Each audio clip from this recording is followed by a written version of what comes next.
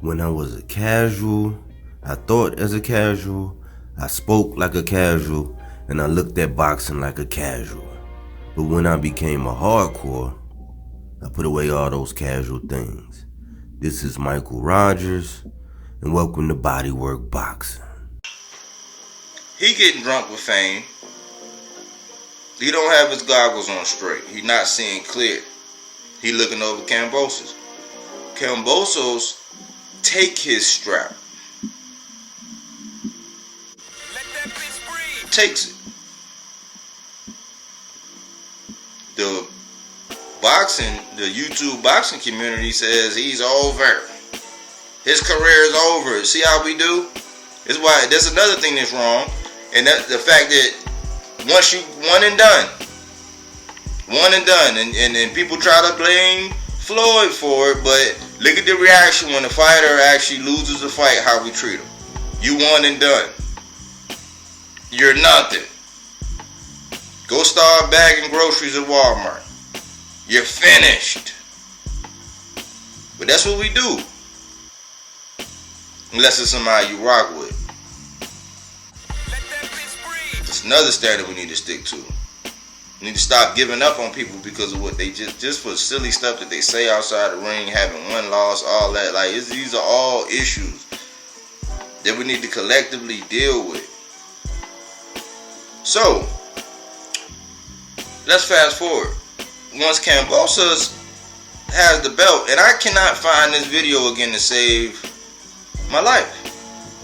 I hear Eddie talking about unequivocally Kambosos is clear A-side and all this other. I'm like, I've never heard him say that on camera when Teofimo had the belt. Let that bitch breathe. And you would think, because this is what happens when you play the money game. When you try to play big bank, take little bank. Devin was running around. I make more money than you. You ain't made this, and all these content creators was going around pocket watching and broadcasting what T.O. got paid and what he didn't and all this. They wasn't respecting the man when. What are we talking? Are we talking about as far as belts or money? Who would have been the A side? It's one thing when you in there with a cash cow, somebody that can guarantee the bread. It's another thing when you're dealing with somebody that has all the belts. Newsflash, Devin and them don't have all the money. That's Eddie Hearn. He controls that purse. This whole time I've been saying, hold on. Y'all running around talking about Devin's a boss. He gotta check in with Eddie. We've seen this over and over again. We've heard about the terms over and over again. We got history with Eddie. Over and over and over again. Nobody want to point a finger at Eddie. And then last week it was making me sick to my stomach saying all this greatest promoter in the world talk and all this. I'm like, what? He puts on wonderful events. Mind you, Andre, Canelo, and Triple G were all on the same platform. Never fought. Except for Canelo and Triple G. Andre didn't get the Canelo. Andre didn't get the Triple G. And then everybody want to believe that he sent Charlo a $10 million offer to unify. And everybody just ran with it. Why? Because they just wanted to shit on Charlo. And it fit their narrative that Eddie was, look at, he's trying to get. It don't matter what he's trying to get. I haven't seen a Korobov. I haven't seen a Gabe Rosado. I haven't seen a Danny Jacobs. Andre is just over there. He just got a Quigley. I heard he about to drop the straps. I didn't want to come out. I heard he about to drop the straps when they come down to Janabek. Why? Because there might be an ass whooping coming down the pike. I'm just being honest. That's what happened when you're not getting the kind of rep you need to be getting. But y'all remember when Bud didn't fight Danny, who knocked out Khan, just to turn around and fight Khan, and Khan got paid more money? Y'all remember that little triangle? Y'all remember that, right? And that happened over there on Top Rank. Okay, so do you also remember when Devin was supposed to fight Mr. Gary Russell Jr.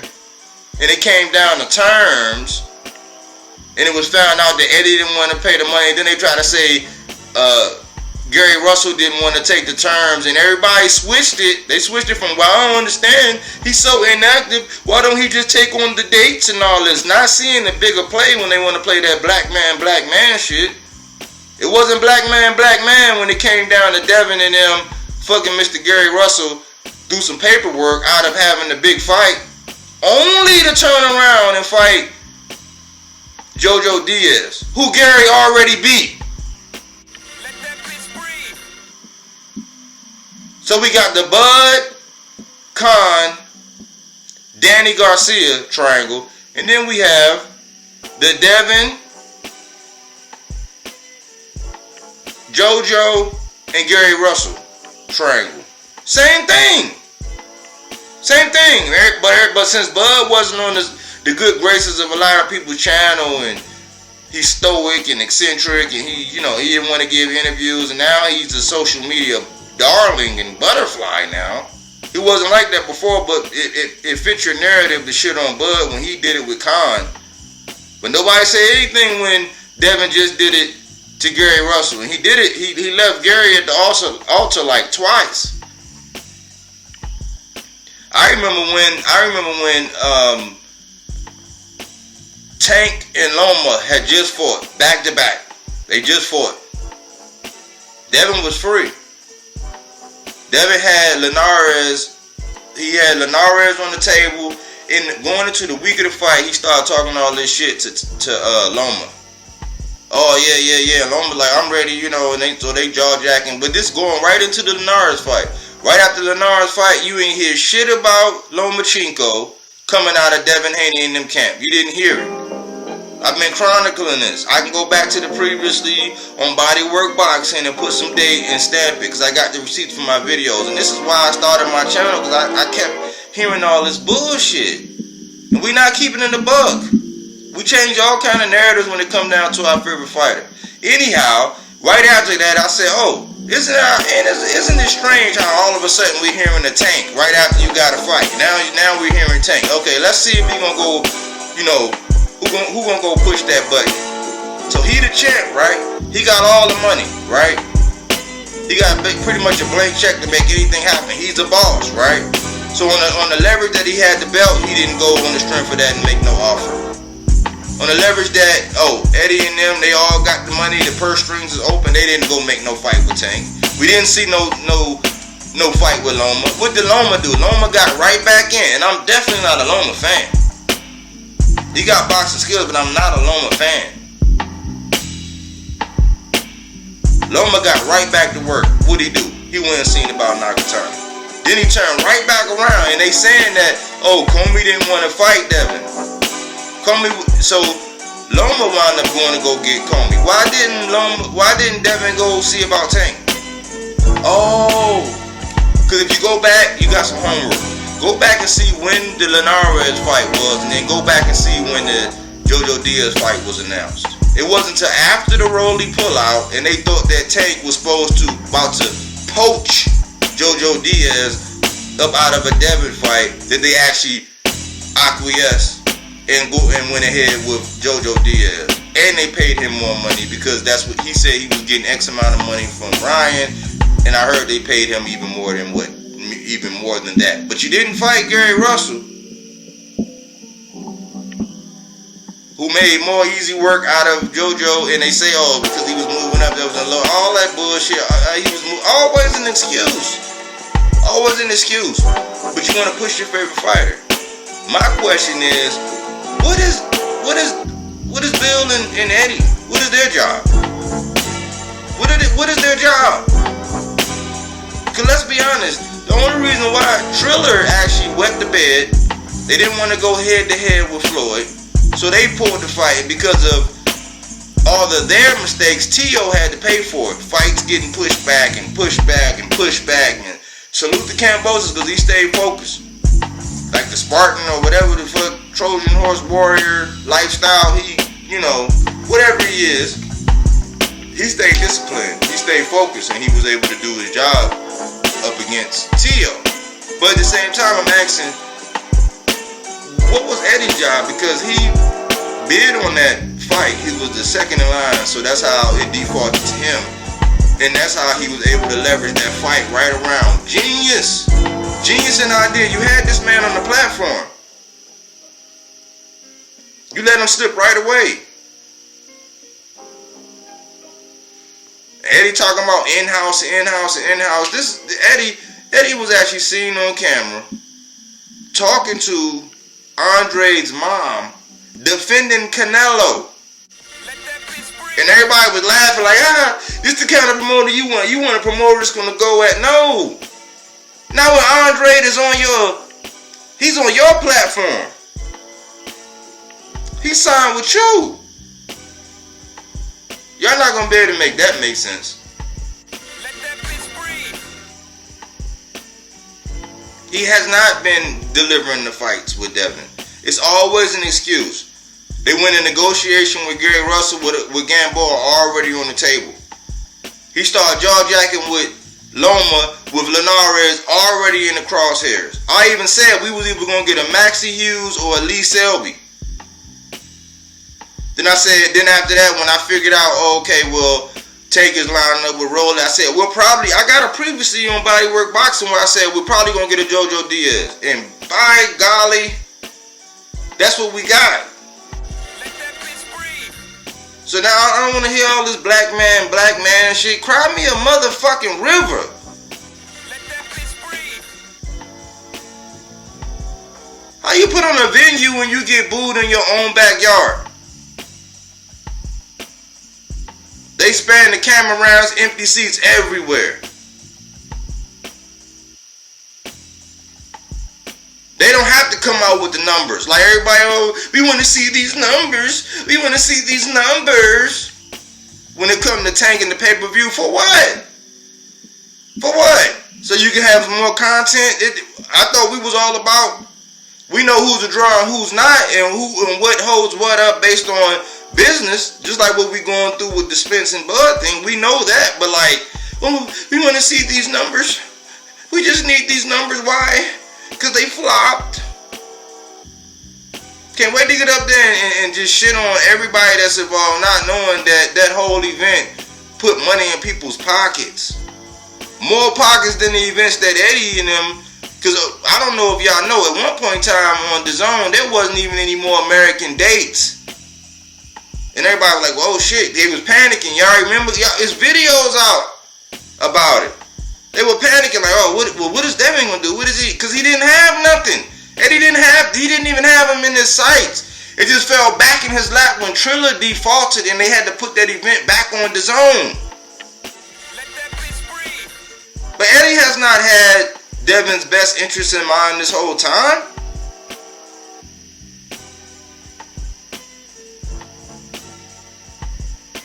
They built what they call it, a burgeoning star.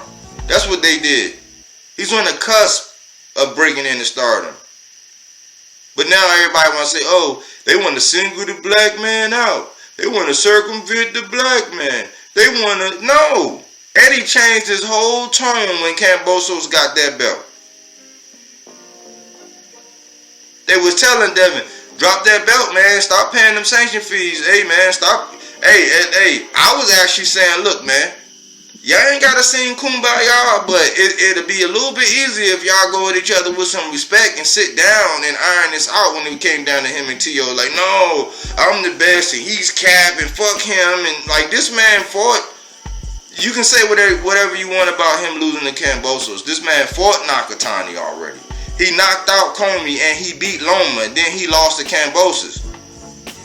What did Devin do? He fought Gamboa, Linares, and now JoJo Diaz. And I gave him full credit for JoJo Diaz. That I cannot take away. I do. But just like Loma beating Comey, I mean, I really don't like. So Devin beating JoJo Diaz, what makes him a world beater? Let that bitch breathe. Just like Bud beating Sean, it's like now with the information we know that Sean was 1 foot in and 1 foot out with retirement. Not to take away, Bud did what he was supposed to do, but is that just that? So that win solidifies him in the all whatever pound for pound for beating Sean Porter? We knew that was going to be a good test, but that's what it was. Like, no, because what happened is, right now, since we're in the microwave generation and the new iPhone and the new software update and the new Jordans and the new Yeezys and the new, that's all we be like. So the new champion or the new whatever, and just like everybody right now, get ready to hop on Keyshawn Davis. Before that, it was Boots. Anybody that knew to do anything 1 week, they come out and all. It's like, no. Like, we get carried away by recent events. But we never stop to sit down and focus and slow down. Bob can come out and say that Bud does not sell. And everybody, oh, he right. Look at those numbers. He sure is right. Look at those numbers. Yeah, he be telling the truth. But then he come out and say, man, fuck Eddie Hearn, man. And he shit on him, and everybody say, oh, man, Bob's tripping, man. You know Bob, he's getting old. He says anything he wants out of his mouth. Can he be right about both? Let that bitch breathe. Can he be right about both? That's a serious question.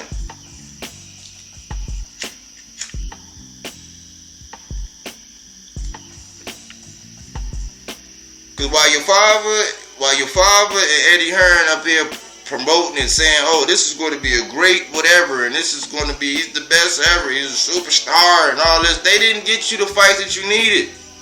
You should have been got that Loma smoke. Let that bitch breathe. And when I remember here recently, right before I think it was before the Kambosos fight, they asked Devin, will he fight Loma? He said, why would I fight Loma? He don't have the belts. Exactly.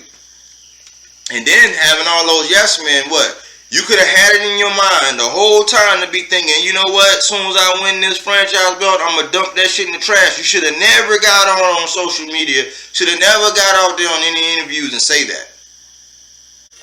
Should have never did that. That's their trinket. You should have never did it.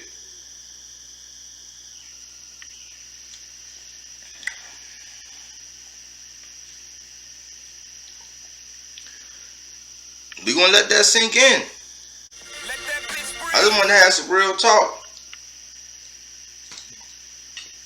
But when you look at Eddie, man, Eddie is a master at, he know how to put on them female boxers, man. He got me a newfound love for these female boxers, man. Some of them fight better than some of y'all dudes. I ain't even going to lie.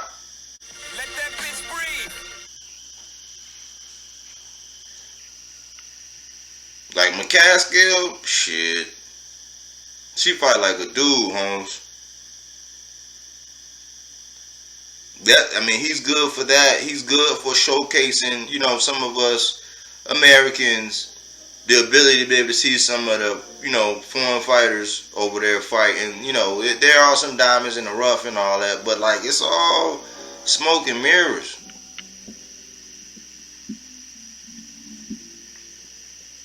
And you always hear Eddie talking about promoters and how promoters think and, how they feel and how he feel about Mayweather and all this. You can say what you want. He's brilliant, but it's not about giving Lou DiBella dates. It's about getting, it's about the right options for George Kambosos. Now, unfortunately, people have network deals and therefore there's no additional dates available. So DAZN aren't looking to suddenly do 3 more shows a year. They've got to deal with Golden Boy and they've got to deal with Matchroom. Now, if you want to fight on DAZN, you have to go with one of those promoters. If you want to fight on Showtime or on Fox particularly, you'd have to go with PBC. If you want to go on ESPN, you have to go with Top Rank. So it's not that George Kambosos isn't worth a network deal. Of course he is.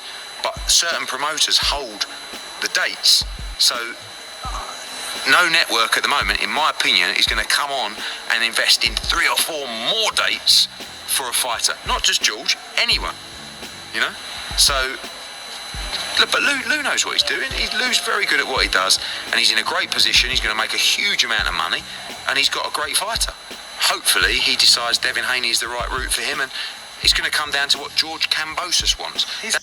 But they not hurting for money. I believe they gave Canelo Alvarez his biggest payday. And everybody want to come out with a narrative like, oh, they broke, they about to go down under. No, like, the kind of money, and I don't know what it is. I don't know who's funding it, but the kind of money that the Zone is putting out for a few fighters, it's just like the football franchises. When they put all that money into their quarterback and they don't have no money to pay the line, the quarterback can be Tom Brady. But if you have, the Cleveland Browns, when they be putting the brown paper back, you got one of them kind of defensive or offensive lines, it don't mean shit. And that's what we going, like, the chickens have coming home to roost. What needs to happen, and he shouldn't have actually Devin shouldn't have got vocal about him not being able to make weight. He should have never verbalized that. I've been verbalizing, I've been saying, when everybody kept putting the crosshairs on T.O. saying, it's getting hard for him to make him weight. I was like, oh, well, hey, you know what? It's getting hard for Devin to make weight, too. Let that bitch breathe. But what wound up happening was, it was a domino effect. And it fucked everything up. And what happened was, I'm going to close on this. Bud left Top Rank. Right?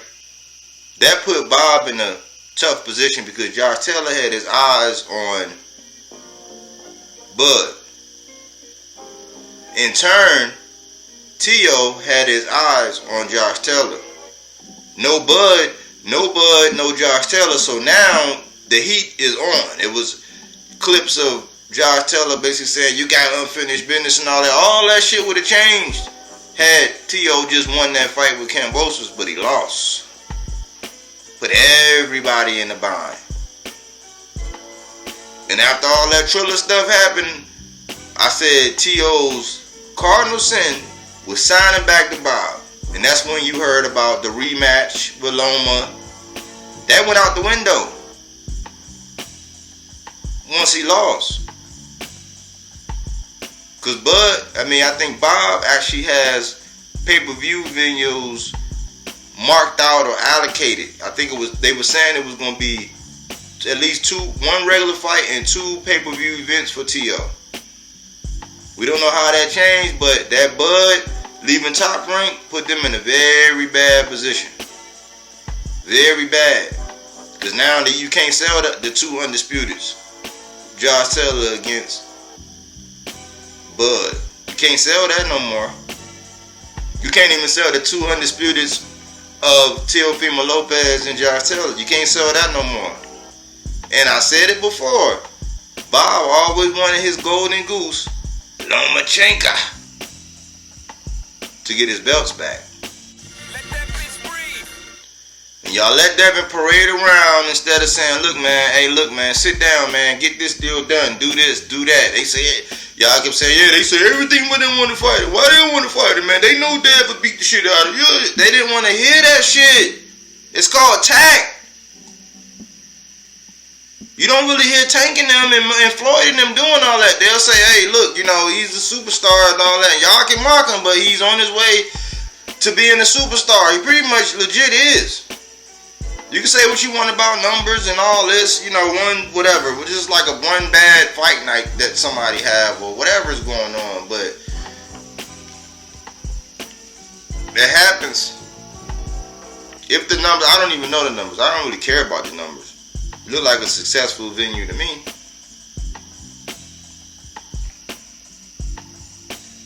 But we never put the crosshairs back on Eddie Hearn and Bill Haney. And all of the marketing and promotion and all that, it looked good on YouTube. Can't have a decent conversation where you object to anything about Devin without being called a fanboy or, some other choice words. And now everybody's supposed to feel sorry for Devin. For what? He a boss. He should have been making offers and sending checks and all this. No, but it was always some terms. Always some terms. Other day I played that clip with Teddy Atlas, and he said, "Oh, these guys are not they not gonna be too fast to walk across the street, or they're not gonna, sacrifice their golden goose." I mean, you got Golden Boy right there. They fight on the zone. Matchroom, Golden Boy fight right on the zone. They just land for a slaughter. They were trying to slaughter Ryan Garcia. Let that bitch breathe. Ryan Garcia, dipped out and had a hand injury and did all whatever, whatever. That's what they were trying to do. But pointing no fingers at Eddie. Let that bitch breathe. I mean, shit, Devin is doing his job. Devin is the one that's boxing. He handling his business. What is your father and what is Eddie doing for you to be in this position? You were ill-advised. You all were not playing chess. And yes, it hurt your feeling, but see, this is why you need to get rid of all these yes men and all these people online agreeing and acquiescing to everything, just like you having church run up on boxers. Like, stop that shit. Let that bitch breathe. Acknowledge the stuff. Like when you're it's just like when you're playing Monopoly and it's Monopoly rules. I can't change the Monopoly rules. Unless we do the hood Monopoly where, you put you start off with an extra $500 under free parking, and anytime somebody has to pay money, it goes over here, you roll whatever. Like, it's extra rules that you can add, but the basic rules, when you playing, especially under these sanctioning bodies, who been had this shit on lock, it's just like trying to change the judicial system. They come up with new legislation and laws all the time, and you must be equipped to know what you're up against. When y'all didn't acknowledge that franchise belt and start running around and doing all this, it's like, oh, okay. They looked at y'all like, oh, okay, y'all making a mockery of it? Okay. All right, cool. Throw the belt in the trash.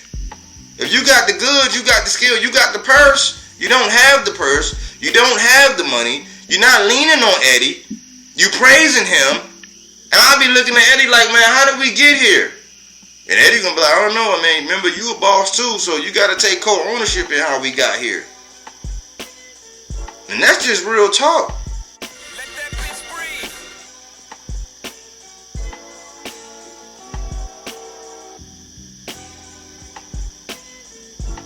So don't cry, don't be talking about that black man shit. They trying to circumvent the black man. It makes us look bad. It's just like when Wilder lost and he said it was because of my race. Why? Because you got outboxed? Oh, and in this situation, because you didn't, your management or your promotion or your label didn't do what they needed to do with you to get whatever. Because at the end of the day, you can say they won't fight me, they won't do this, and nobody will sign. It's like, well, whose job is it? It's not Devin's it's not Devin's job to get these people to sign on the dotted line. It's not Devin's job to make the fight. He got Eddie. But we just gonna let Eddie skate by scot-free, right? We ain't gonna put none of this accountability on Eddie or Bill. We just gonna play that whole victim role, right? Because we love being victims at the end of the day, right? But you a boss. Anyways, I ain't gonna be the dead horse. Body work. All right, I believe you, but my tummy don't. Get down on your knees and tell me you love me. My word, and I do what I do. He knows what I'm about to tell him right now. It's Mr. Keep running your mouth. That's what I do. I just feel like I'm the champ, and at the end of the day, I'm just a fighting motherfucker. It doesn't matter. Inside, outside, I can just fight. So I just feel like if it gets down to the wire, and we gotta lock it up, I'm out on top. Hey, look, as you can see how I'm looking, I stay solid. I'm always solid. I stay fucked up, man. You know what I'm saying? To the fans and all. You guys got outside the ring in the fighter. Like I said before, ain't no safety on the clock, so